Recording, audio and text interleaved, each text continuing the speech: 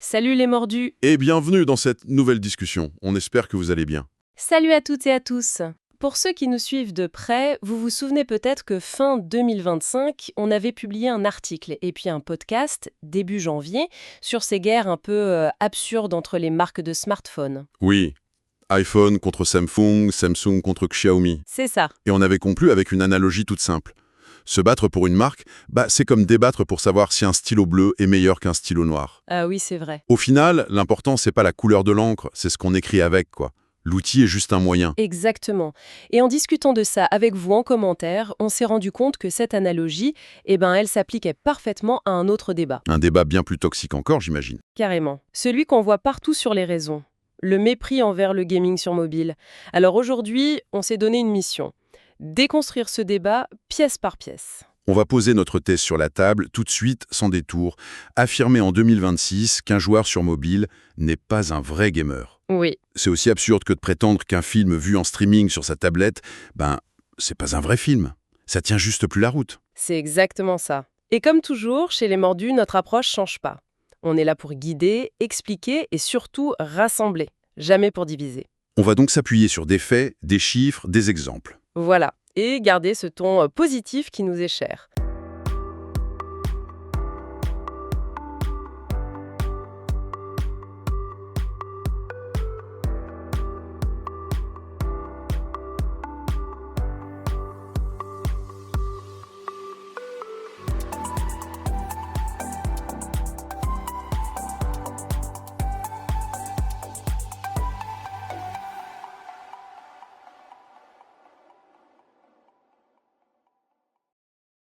Alors, commençons par le début.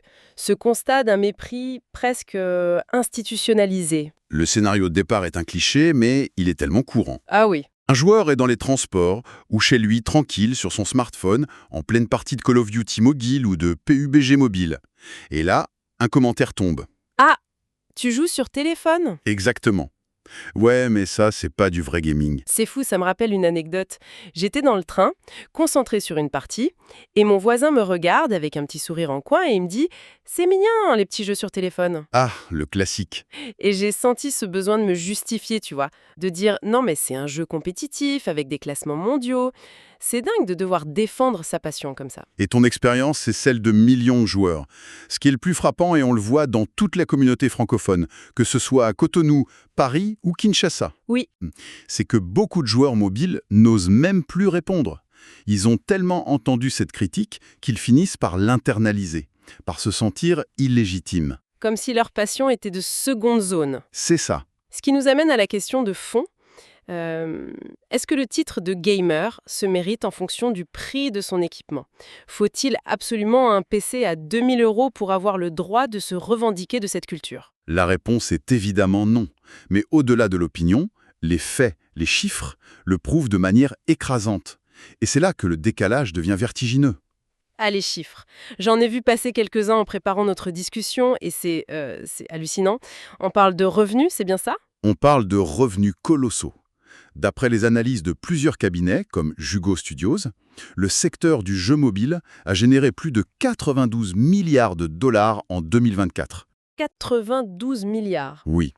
Pour donner un ordre de grandeur, c'est plus que l'industrie mondiale du cinéma et de la musique. Combiné. Le chiffre est tellement énorme qu'il est difficile à visualiser. Mais le plus parlant, c'est de le comparer aux autres plateformes. Et c'est là que ça devient implacable. Pour cette même année 2024, le marché du PC, c'était 40 milliards de dollars. D'accord. Celui des consoles, 51 milliards. Mhm. Si on additionne les deux, On arrive à 91 milliards. voilà. Attends, donc tu es en train de dire que le mobile, avec ses 92 milliards, pèse à lui seul plus lourd que le PC et les consoles réunies. Précisément. Ce n'est pas une niche, c'est le centre de gravité économique de toute l'industrie. C'est un décalage complet entre la perception de certains et la réalité du marché. Et c'est même un phénomène récent, hein. Une autre source, Kevuru Games, confirme que le mobile a dépassé les revenus combinés du PC et des consoles dès 2018. Dès 2018. On est en 2026 et ça n'a fait que s'accélérer. Du coup, la question est logique. Comment le segment le plus dominant de tout le jeu vidéo pourrait-il être considéré comme illégitime? C'est un non-sens économique total. C'est clair. Et je suppose que cette domination n'est pas que financière. Non, et c'est le deuxième point clé. elle est aussi démographique.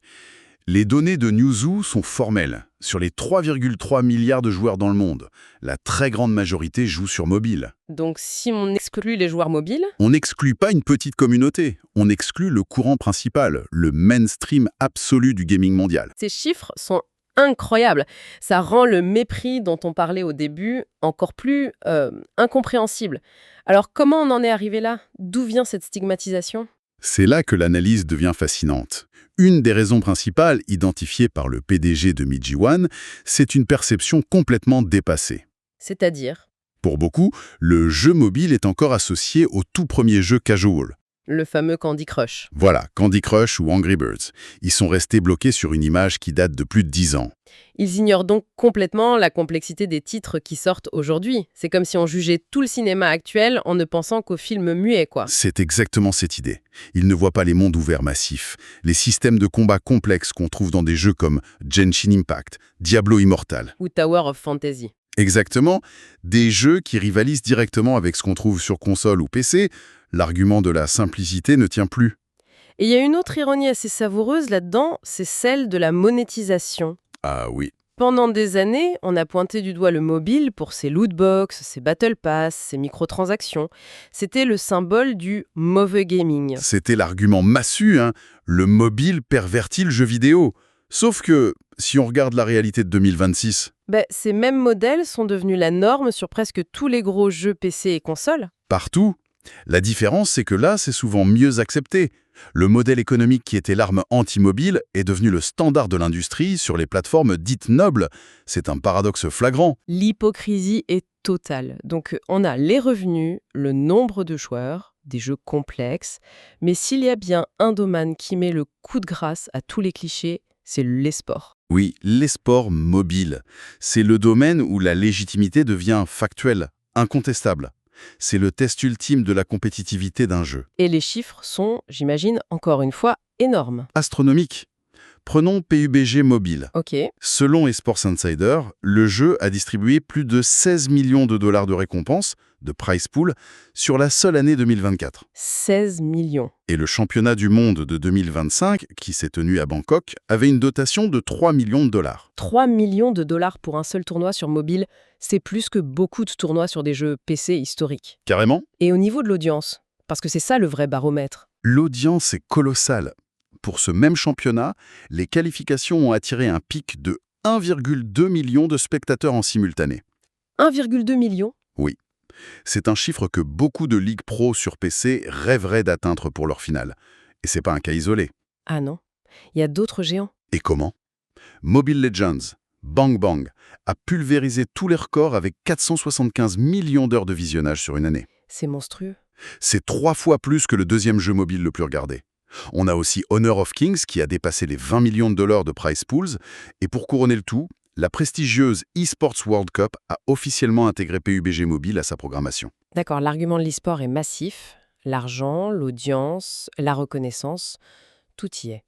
Mais je vais jouer l'avocat du diable. Vas-y. Un puriste du PC dirait que la précision d'une souris sera toujours supérieure à un écran tactile. Est-ce que le niveau de compétence, le skill cap, est vraiment aussi élevé? C'est une excellente question et elle est au cœur du malentendu. La réponse, c'est que différent ne veut pas dire inférieur. Ok. Les contrôles tactiles exigent un ensemble de compétences complètement différents, mais ça ne les rend pas moins complexes. Tu peux décrire ses compétences. Qu'est-ce qui fait un joueur pro sur mobile? Bien sûr, on parle par exemple de la maîtrise du claw grip.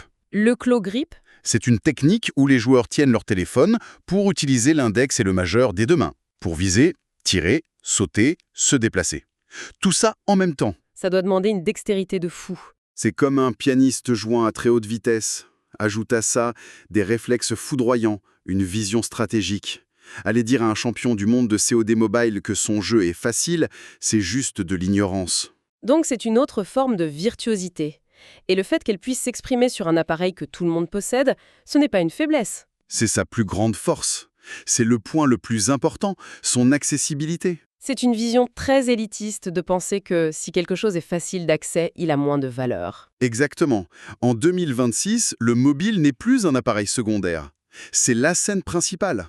Et cette réalité est particulièrement forte dans de nombreuses régions du monde. Je pense à l'Afrique francophone. Oui. Pour des millions de jeunes à Dakar, Yaoundé, Lomé ou Casablanca, le smartphone, c'est pas une option. C'est le principal et parfois le seul moyen d'accéder au gaming. C'est un point social absolument crucial. Exclure le jeu mobile, c'est construire une barrière. C'est dire à ces millions de passionnés qu'ils ne font pas vraiment partie de la communauté. Et la statistique est sans appel, non vrai? 78% des joueurs dans le monde jouent, au moins en partie, sur mobile.